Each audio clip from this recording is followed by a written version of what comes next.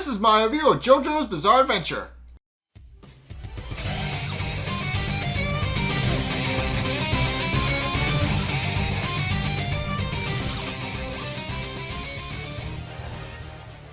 Okay, so this episode sees a continuation of the fight against Polpo's stand, which is revealed in this episode to actually be named Black Sabbath, but via the mid-roll card.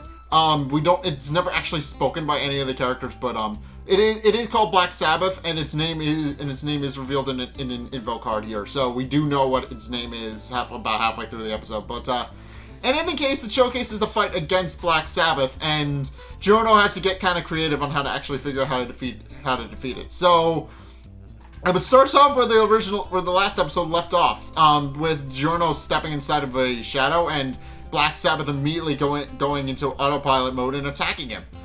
So it attacks him and grabs him, but he's barely able to get out of the range of it, but quickly realizes that he needs to find a way to actually defeat it. But before he can think too hard on it, Black Sabbath actually grabs him and pulls his soul out, but it's actually in what is actually very interesting idea is that Black Sabbath obviously its ability is to pull people's souls out, and then it uses the stand arrow that it has to actually impale people. But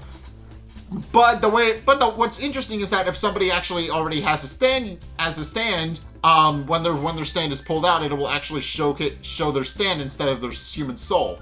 So, which is very interesting. So, Black Sabbath. So, case in point, Black Sabbath pulls out gold experience, and Giorno begins panicking because he quickly realizes that obviously the arrow will kill him if he's not careful. And is curious about what will happen if the arrow actually succeeds in piercing him. And Giorno doesn't really wait to find out and actually grabs the arrow as Black Sabbath is trying to impale him with it. And while he admits that it's actually very painful, he realizes that if he doesn't do something, he's going to die, and then proceeds to throw a barrage of punches to actually defeat Black Sabbath, and immobilize it. With Giorno reiterating his ability that he can actually speed up somebody's metabolism and ability to actually see what's going on around them. But as he's explaining that, Black Sabbath suddenly disappears, and he has no idea where it went. So Giorno does understandably panics because he realizes that Black Sabbath was able to escape his attack despite having its senses heightened. And he realizes that if he doesn't find Black Sabbath soon, that it will likely just strike again. But he gets close to but as he mulls over where it could possibly be hiding, and he actually feels a prick on his neck and realizes that Black Sabbath actually used the shadows behind him to actually sneak up behind him and grab his gold experience. At which point Giorno once again has to grab the arrow and kind of shove Black Sabbath off of him and tries to fight back. And then proceeds to try and escape into the alleyway near the stairwell where he is. Only for Black Sabbath to follow him there as well and try to attack him again. But Giorno then quickly realizes that he actually can escape. That the way he can actually escape Black Sabbath is by actually leading it into the light. Case in point, when it tried to attack him earlier, it got scared off by the sunlight and moved to a new shadow. But when Giorno reached out and actually walked into the shadowy area of the alleyway, he actually summoned Black Sabbath. But once he left the actual shadow in the alleyway, he quickly realized Black Sabbath couldn't follow him. At which point Giorno realizes that he actually has a way of actually dealing with Black Sabbath, in that he just has to drag it out into the light to actually defeat it. But he realizes pretty quickly that the sun is going down, and that if he doesn't deal with Black Sabbath quickly, he's not going to be able to hide from it at all, because it's just going to continue pursuing him. Because now it would have infinite cover from the night and would basically just be able to go wherever it wants. But as he's mulling over how to actually defeat Black Sabbath, Koichi actually comes out and barges out of the building from Giorno's room, and then proceeds to confront Giorno about what exactly is going on. So here's the thing. So here's what's interesting is that Koichi actually comes out and does point out that he did see the whole thing from Giorno's window, and that he actually saw Giorno talking with the old man, and now the old man's dead, and believes that Giorno killed him. And Giorno does reiterate that he's innocent in the whole thing, but then realizes too late that Koichi actually saw realizes that Koichi saw the whole thing, and therefore was a witness to the fact that the lighter was lit. And realizing that Koichi is now in danger and that the stand has since disappeared, he realizes that Koichi is about to be attacked by Black Sabbath, and warns him to get away from the handrail, and more specifically the shadow around the handrail. But Koichi reacts too late and is actually attacked by Black Sabbath. And Koichi, for understandable reasons, panics because he sees the stand arrow come out of Black Sabbath's mouth, and he immediately realizes that he immediately panics because he realizes what the arrow is actually capable of. At which point it tries to impale him. Once again reiterating that Koichi could join the Chosen or die. But Giorno actually intervenes using gold experience to actually catch the arrow before it can hurt Koichi.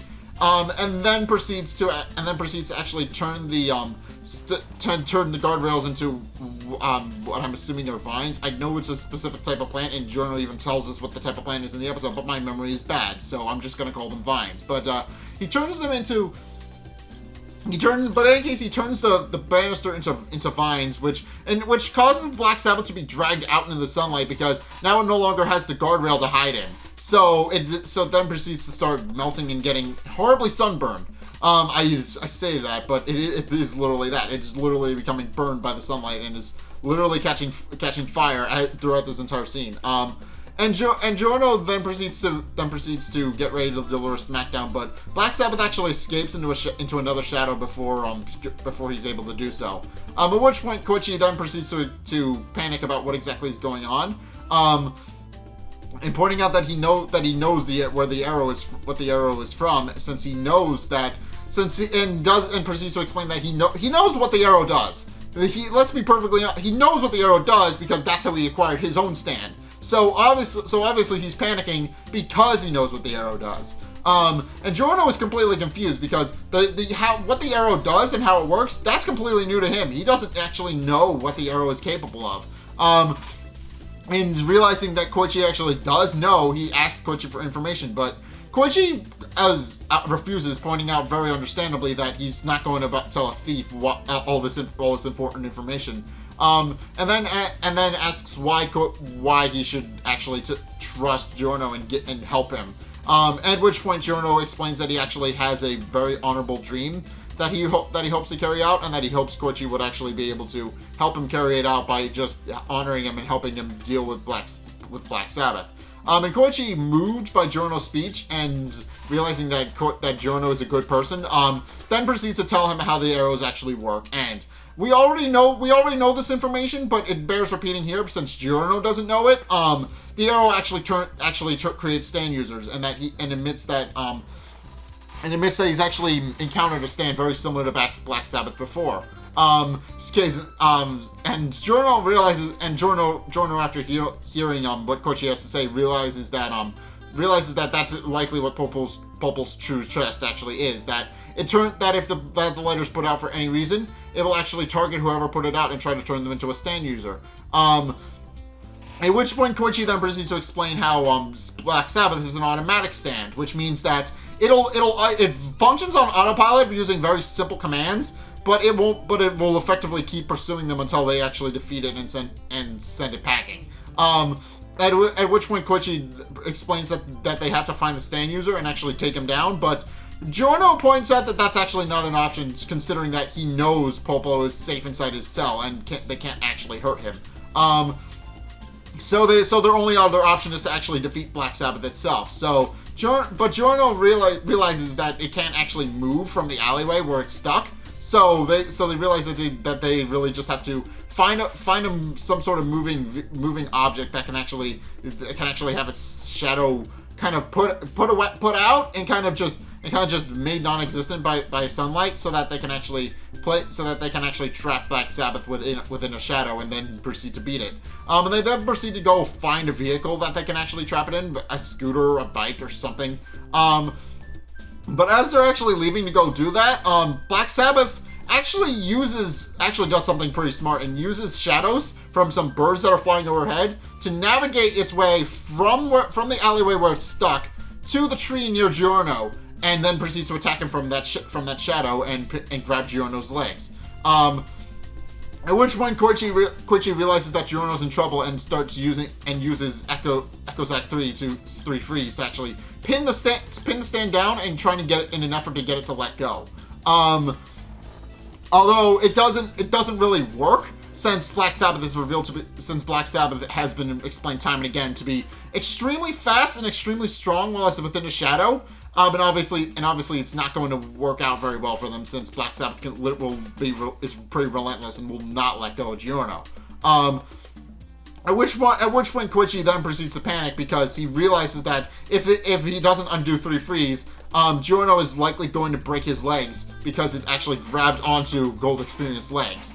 So he proceeds to get ready to undo 3 freeze, but Giorno tells him not to. And then we find out why. As it turns out, by using 3 freeze, Koichi actually exposed the roots of the tree where Black Sabbath is actually projecting itself from. And because of that, Giorno was actually able to actually rapidly age the tree using Gold Experience and cause the tree to just wither and die, thereby erasing the shadow that it projected.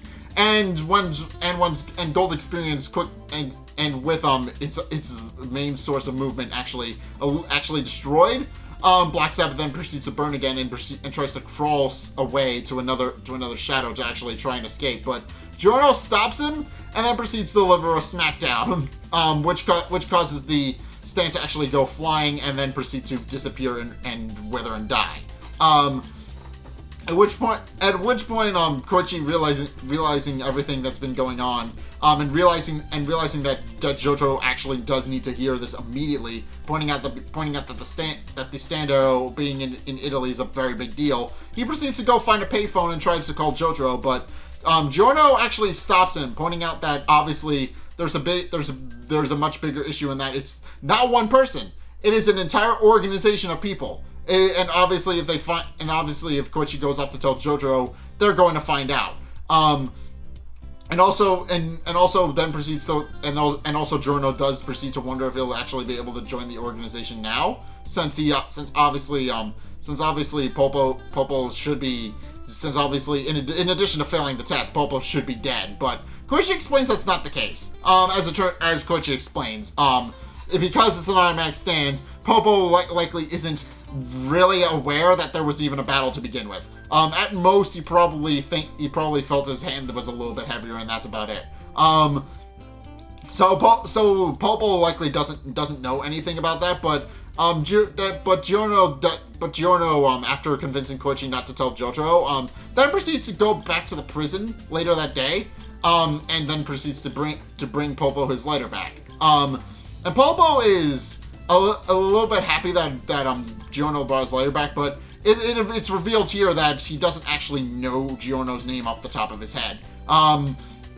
As we do find out on the speech toward the end of the episode, not only does Polpo have a hard time remembering people, but as we find out, he actually likens his trial to his trial and ideals of trust to that of God. Specifically that one thing he admits to is that he doesn't really okay, what's the best way to put this? The best way he explains it is that he feels like trust and dignity are the most important things in life.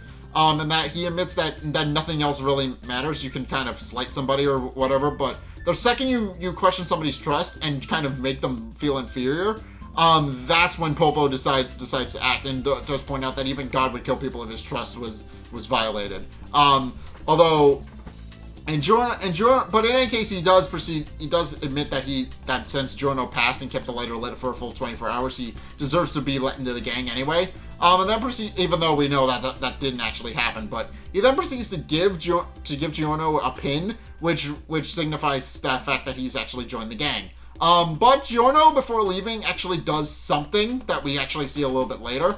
And then he proceeds to leave, and Polpo is a little confused as to what's going on. But he does, but as he's going through, but as Giorno is actually leaving and kind of blows him off, he does remark whether or not the test was actually successful in turning Giorno into a stand user, and wonders whether or not Giorno can actually be useful to him later in the future. But as he's mulling that over, he actually notices that his fridge is open, and he knows that he closed it, so he's a little confused as to why it's open, but decides not to question it and proceeds to close the fridge up again.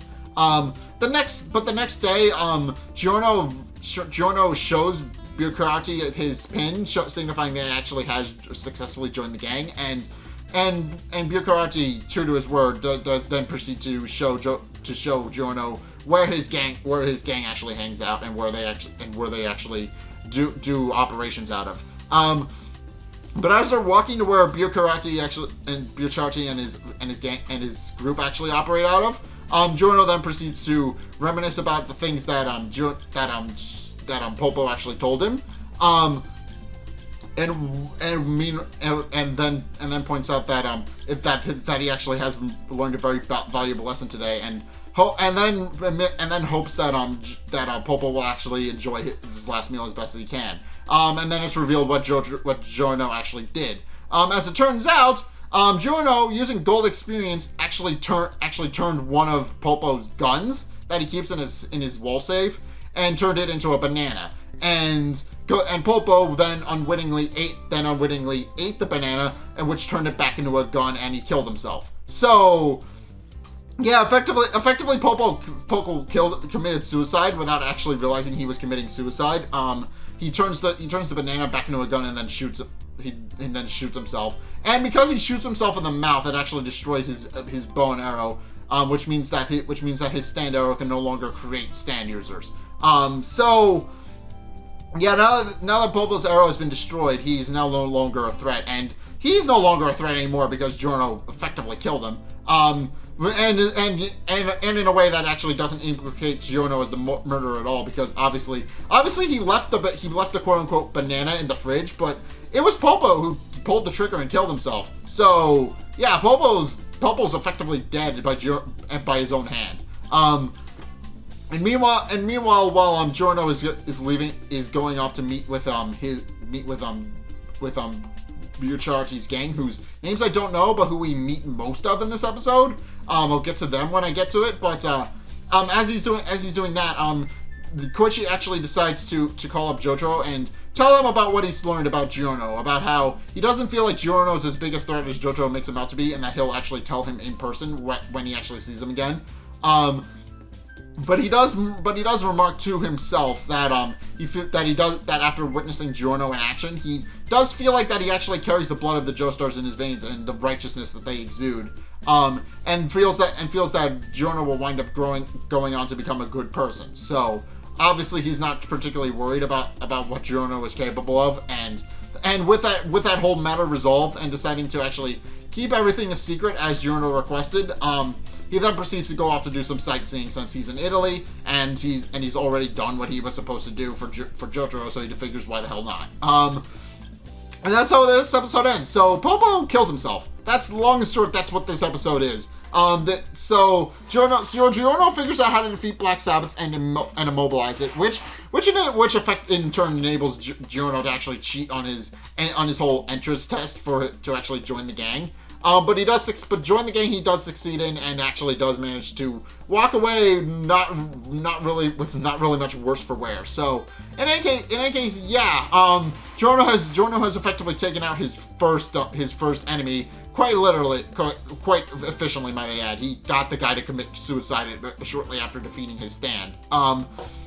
Although this episode does bring up an interesting question as well, and something that I'm interested to see going forward, which is that obviously stand users are created as stand users when they get pierced with the bow and arrow, but Black Sabbath actually pulled out their stance instead of their souls. So that begs the question, and we do see Giorno catch the arrow and bleed a little bit, but it does beg the question of what will actually happen if if the arrow is successful in actually piercing a stand and actually gaining and actually granting it new abilities. Since obviously we know what happens when a stand user gets hit with an arrow again.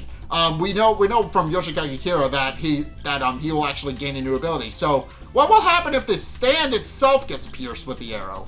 That is something I'm interested to see going forward. But for right now, that's my review of Golden Wind. What do you guys think? Let's get a discussion going in the comment section down below, or over on my Discord server, link in the description. Anyway, thank you guys so much for watching. If you enjoyed, be sure to like, comment, and subscribe. Also, be sure to follow me on Twitter in the description below. It's the best way to keep up to date with me. So if you guys want to go follow me over there, then by all means, go ahead. I would very much appreciate it. Also, be sure to check out my Patreon if you want to help support me. It's only a couple bucks a month. It really does help me out. So if you guys want to help me fund future projects, by all means, go down there and go help support me over that way. And if you want to see more content from me, there are actually 2 ways you can do that. One is by going to my Twitch down in the description below, or using the link on the end screen. You can also type in twitch.tv/ZackMarsh/Twitch. Any of those methods will actually work. Yeah,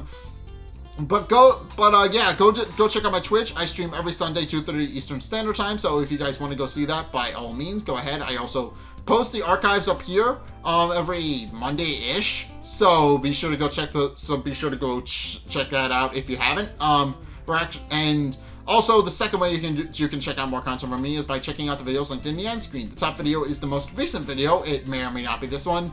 Whereas the bottom video is a video recommended to you based on what you've already seen from me. So, if you want to try something new, or see more of what you like, then be sure to check both of those videos out. But, regardless of whether or not to do any of those things, thank you guys so much for watching, and until next time, I will see you guys in the next video. Peace!